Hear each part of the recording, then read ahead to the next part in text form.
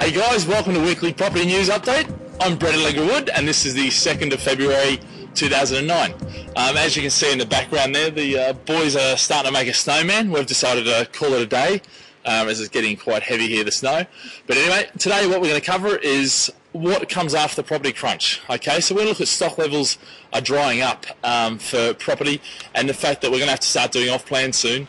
Then we're going to look at the international property side of things. We're going to look at Dubai, Hungary, and the Gold Coast. And moreover, they're typical of what's happening across the world in property. Okay, my thoughts for the week. Basically, the scary headlines are going to continue. All right. More importantly, can you survive 3 months if you lose your job and get a new one at 75% of your salary? If you can, you're going to be okay. All right, I'm going to move inside. We'll see you in there. Hey guys, and welcome back inside. It's a lot warmer in here actually, which is great. Okay, so let's get straight into it. Before I go into the bits and pieces, I just want to mention one extra bit. Birmingham Midshires have dropped their loan to values. Now, we've been using a lot of them for our mortgage products. They've dropped their loan to values in line with Lloyd's TSB. Obviously, the two banks are combining. Lloyd's TSB are at 70% for a buy-to-let, 65% for a new build. So that's exactly what's happening. So what that's meant is there's still 75% lenders, but they're at 5.69, 6.59, 7.24, so they're quite high rates.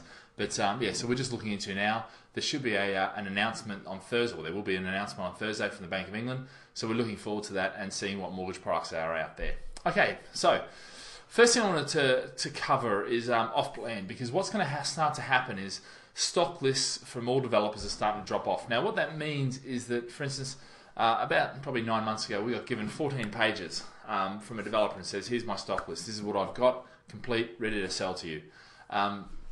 Those 14 pages now, just the other day, last Thursday, or the Thursday before, 1 page.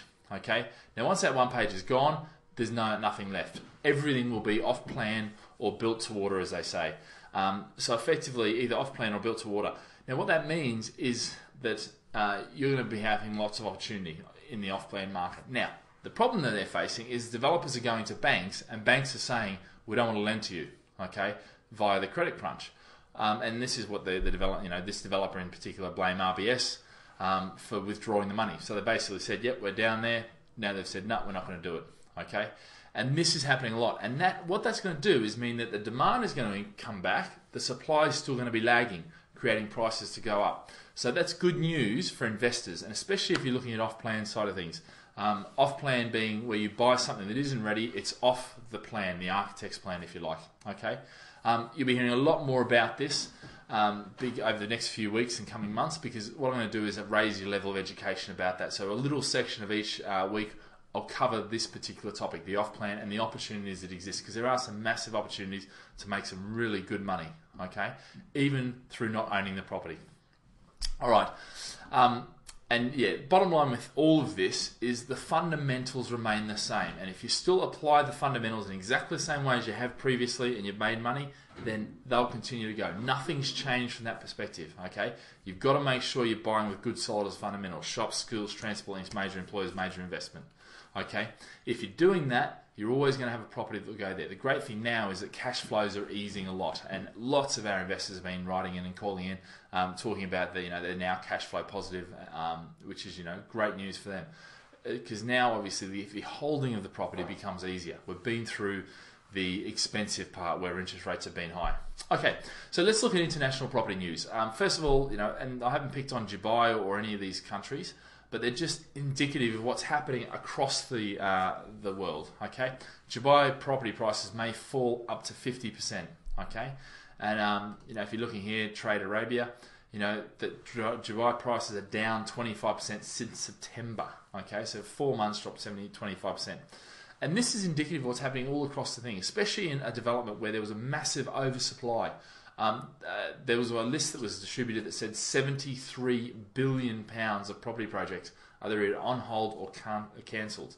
So there's massive amounts of things happening there, and it could set Dubai back quite a few years. Obviously, they'll come through. I think that they've got a stable and good plan. Fundamentally, they're fine. I think their property prices were just way too high. Hungary sees rental demand rise. as property prices, property buyers vanish. Okay, realistically, this is happening everywhere. Okay, so it's not just particularly the Eastern European countries. It's the Middle Eastern countries. It's again Australia, and of course we've all heard about the US. If we're looking at, in this particular instance, Gold Coast property slides. Now, Gold Coast is actually where I live, or it's my home, away from the UK. So when I'm going back, that's where I'm going. Gold Coast, and we've seen in the quarter to December 4.4% drops. Okay, so pretty similar to here. Australia has entered the recession a little bit after us, probably about 9 months after the UK. So, but there are all their sensationalism stories are happening now. So same thing we've been going through, they're going through right now. So it's not just the UK. Okay, the important thing is that you realise that this is the cycle, and this is what happens every cycle. Okay, and if you follow that, you'll be fine.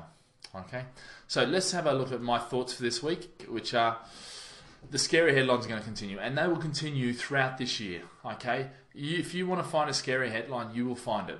Okay, if you want to find opportunity, you'll also find that. All right, there's always the scary headlines that are out there, because what happens? Sensationalism sells, and if you buy into that, then fine. But if you buy with good solid fundamentals, doing your due diligence and all the things that we teach here, then you'll be fine.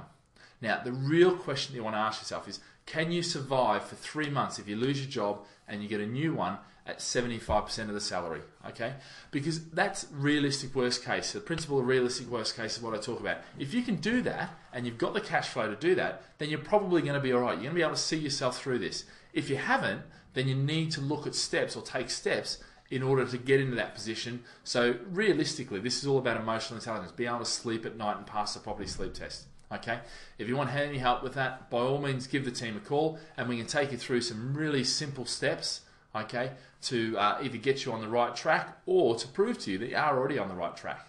Okay, that's it for me this week. I'm going out to enjoy the snow. The office is going to be closed for the rest of the day because it's starting to come down quite hard. But I hope you had a fantastic week, and we'll see you next week.